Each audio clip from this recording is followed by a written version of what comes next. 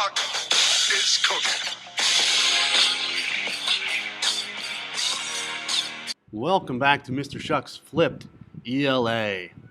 Today we are going to be taking a few minutes to introduce our next short story, The Smallest Dragonboy by Anne McCaffrey.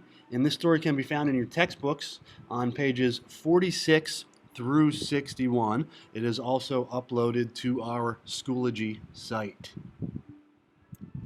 We're going to begin today by adding some cool words to our Talking to the Text organizer or your notebooks, wherever you're keeping track of your notes. Remember that cool words are words that we need to understand the definitions of in order to have a better understanding of the story that we are going to read. So the first cool word that we are going to add today is imperative. If something is imperative, it means that it is of vital importance. It is crucial. The next cool word that we are going to add is prestige. Prestige means widespread respect and admiration that is felt for something. And finally, we are adding the word bioengineer as a cool word. To bioengineer means to deliberately modify an organism. It's the deliberate modification of an organism by altering its genetic material. So it's something that is very scientific and oftentimes seen as something that might be futuristic.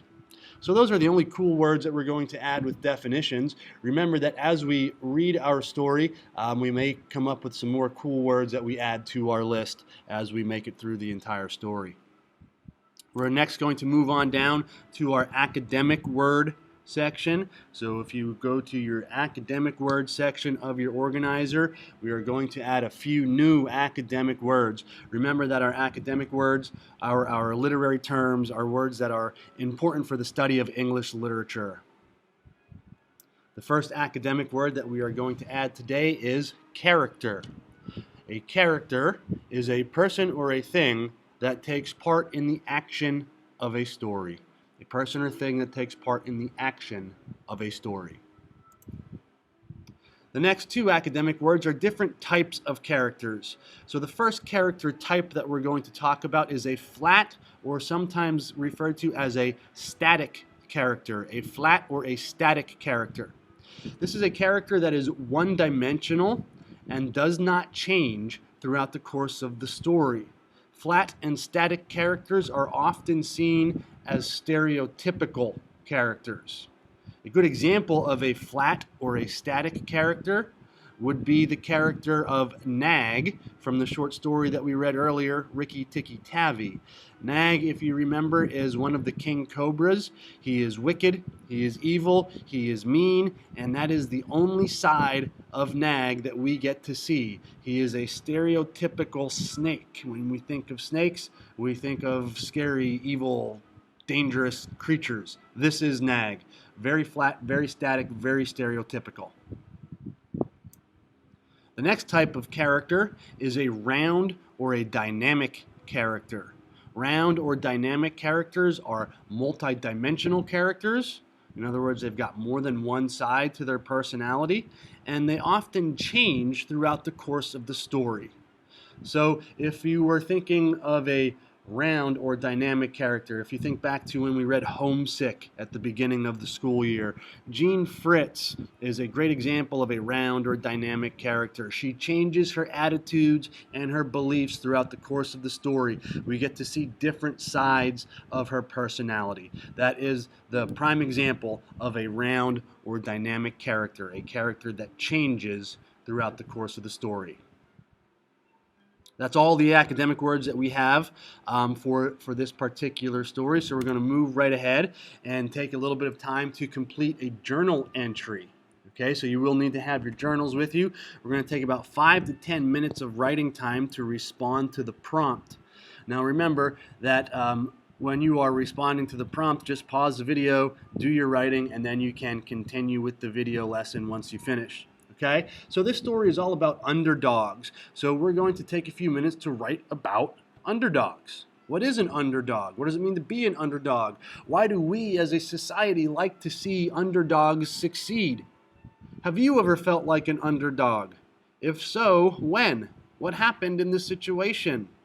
If you cannot think of a time when you felt like an underdog, write about a time when someone you know, or perhaps a favorite sports team, was an underdog. Okay, so we're going to take 5 to 10 minutes of writing time. Just respond to these questions. Write about what is an underdog and what it feels like to be an underdog, and if you've ever experienced that feeling before. Now that we're finished with our journal entry, we are going to take a look at the background information, the literature and science box, which is located on page 46 of our story. So for you guys at home right now, all you really need to do is just sit back and listen. If you want to jot down a couple of notes in this literature from this literature and science section, that's fine, but you do not need to do that. Okay, here we go. Literature and science. The Smallest Dragonboy takes place on the planet Pern, an imaginary world somewhere in outer space. Pern is threatened by the dangerous red star, which rains deadly thread-like plant spores on the planet every 200 years or so.